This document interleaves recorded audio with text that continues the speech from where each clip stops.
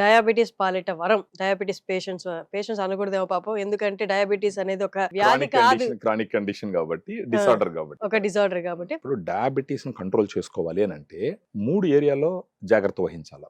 1 మనం తీసుకునేటటువంటి ఆహారము, 2 మనం చేసేటటువంటి ఎక్సర్సైజెస్, 3ది వచ్చి రెగ్యులర్ గా మన గ్లూకోజ్ లెవెల్స్ చెక్ చేసుకుంటూ ఉండడం. ఈ 3 మీద గాన ధ్యాస పెడితే డయాబెటీస్ వచ్చిన తర్వాత కూడా వాళ్ళ sugar levels less than 100 milligram per decilitre కి కిందకి తీసుకొని వచ్చి డయాబెటీస్ ఉన్నప్పటికీ డయాబెటీస్ లేని వాళ్ళలాగా జీవించడానికి అవకాశం ఉంటది.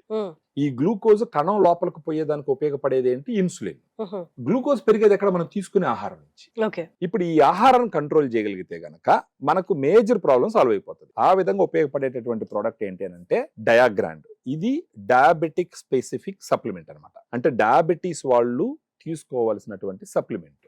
ఈ పౌడర్ మనం రికమెండ్ చేసిన క్వాంటిటీలో తీసుకుంటే వాళ్ళకి ఎంతంటే అంత తినేటటువంటి ఆకలి అయితే ఫస్ట్ ఉండదు. తర్వాత వాట్ ఎవర్ వాళ్ళు ఫుడ్ తీసుకున్నా కూడా ఆ ఫుడ్ ఇమ్మీడియట్ గా కరిగిపోయి వాళ్ళకి గ్లూకోజ్ లెవెల్ పెరిగిపోకుండా అది స్లోగా కరిగే విధంగా ఉపయోగపడుతుంది.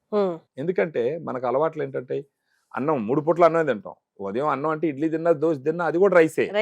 మధ్యాహ్నం మళ్ళీ రైస్. ఆ విధంగా ఫస్ట్ ఆఫ్ ఆల్ తినకూడదు. అది కంట్రోల్ చేసే విధానం వచ్చేసి డయాగ్రామ్ లో ఉంటుంది.